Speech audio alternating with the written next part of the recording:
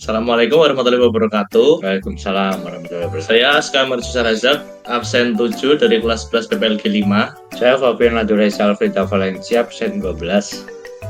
Kami akan mengerjakan tugas dari Bu Lulucan dalam mapel MP1A. Oke teman-teman. Nah, dalam tugas kali ini kita diberikan tugas oleh Bu Lulucan yaitu filtering dalam Google Colabs.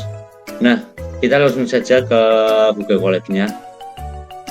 Yaitu kita pertama kali mengetik from google.colab import drive, yaitu perintah yang digunakan agar kita bisa mengimport file dari Google Drive. Nah, baik, yang selanjutnya itu adalah import pandas spd. Nah, di sini kita meletakkan salinan dari file yang berada pada Google Drive untuk beritanya. Nah, bagaimana cara tutorial untuk mengasihkan file dari Google Drive ke Google Colab ini? Nah, yang awalnya kita membuka Google Drive, My Drive, yang kita membuka foldernya. Nah, di sini kita salin jalur ataupun copy path. Kita kopikan di sini. Nah, dan data yang dari kita download dari Google akan muncul di sini. Nah, itu yang tugas pertama adalah df.isNull, yaitu memunculkan jumlah semua data nol pada setiap kolom. Jadi df.isNull itu berfungsi untuk mengecek apakah ada nilai yang hilang ataupun nol di dalam data frame.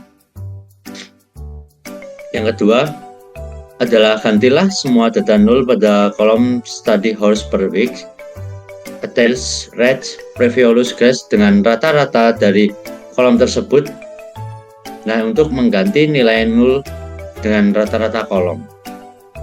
Nah, di sini kita menggunakan df.filna, df nama nilainya .main in place sama dengan true.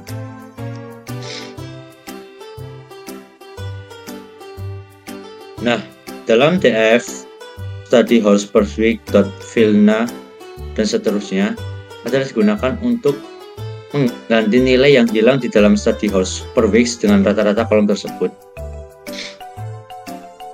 Begitupun juga dalam attendance rates previous grades, yaitu untuk menggantikan nilai yang hilang di dalam previous grades dengan rata-rata kolom tersebut. Nah, intinya jadi ketiga baris ini bikin data yang hilang jadi terisi dengan rata-rata jadi data tetap dan lengkap. Dan tugas yang ketiga yaitu adalah gantilah semua data nol pada kolom participation in extracurricular activities, parent education level dan PZ dengan jumlah data terbanyak dari kolom tersebut dengan mengganti nilai nol dengan nilai terbanyak ataupun mode.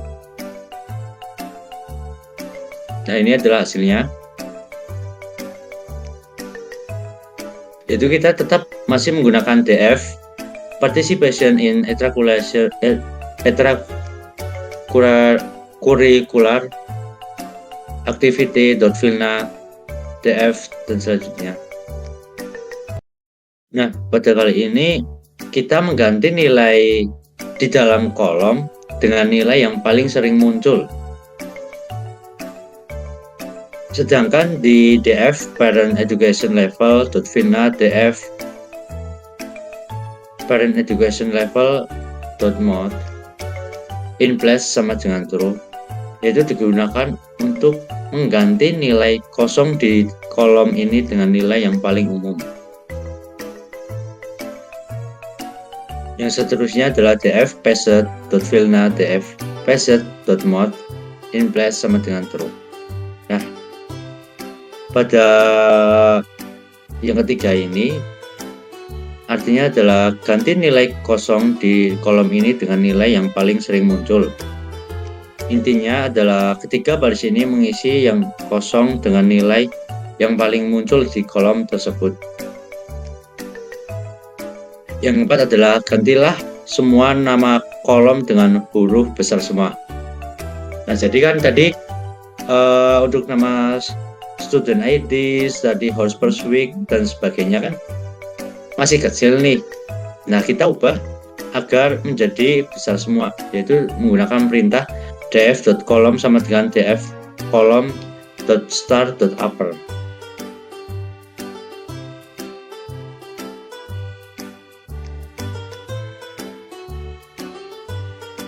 Jadi intinya itu biar nama kolom tersebut itu masih konsisten dan gampang dibaca oleh sistem dan inputan coding yang kita ketik berikutnya. Nah, kenapa biar nama kolom lebih konsisten? Biar ini itu terus menjadi huruf kapital semua tanpa kita mengubahnya lagi.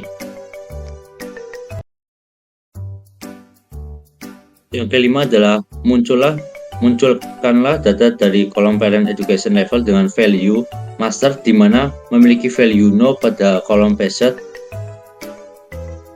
Nah, di sini kita mengetikkan filtered underscore data sama dengan df parent education level sama dengan master, dan df peset sama dengan no.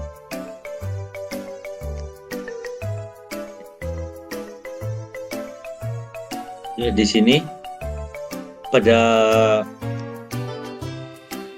perintah yang kita tuliskan yaitu fungsinya adalah ambil data di mana parent education level master dan peset no. Intinya kita dapat data frame baru yang cuma ada baris sesuai kriteria tersebut. Nah, ini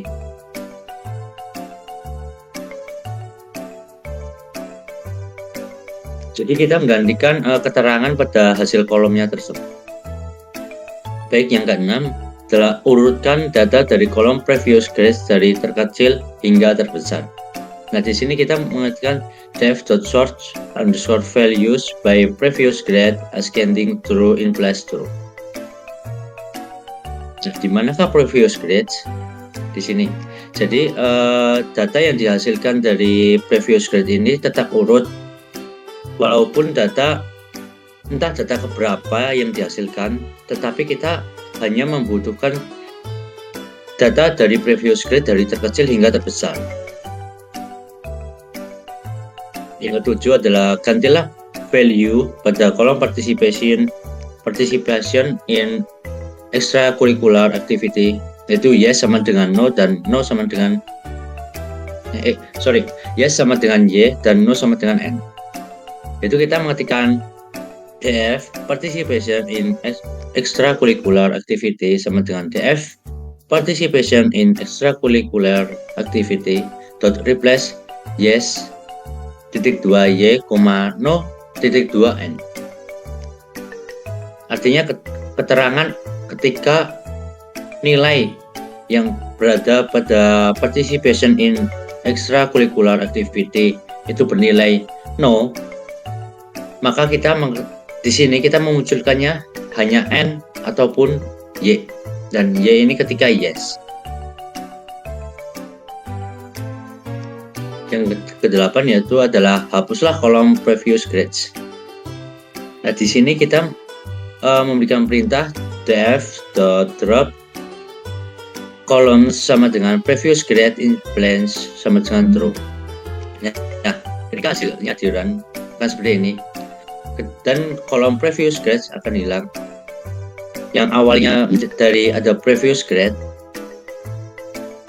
ketika kita udah mengetikkan perintah tersebut, maka kolom dari previous grades akan hilang. Yang kesembilan adalah ubahlah nilai pada kolom study hours per week menjadi bilangan bulat, yaitu kita mengetikkan df study hours per week sama dengan df study hours per week as types dalam kurung in.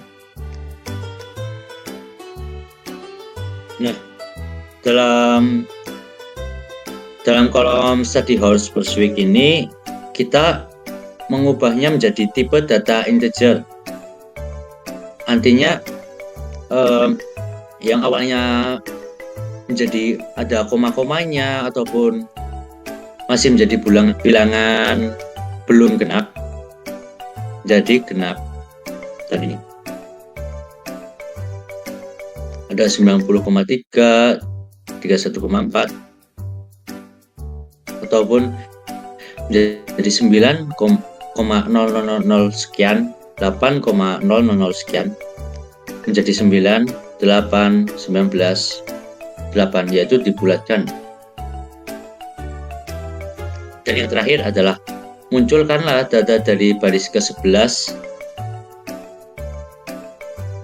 hingga 20 hanya pada kolom study ID, study hours per week, parent education level, dan peset.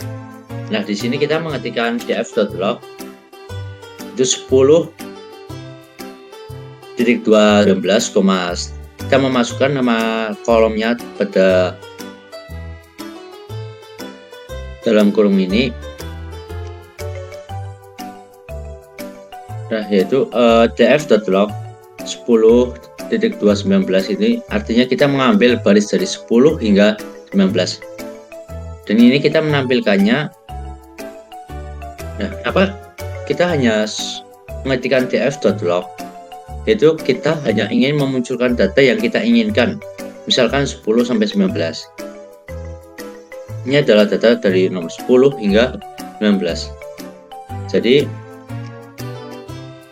untuk yang tugas yang ke-10 ini kita hanya menampilkan subset data sesuai yang diminta.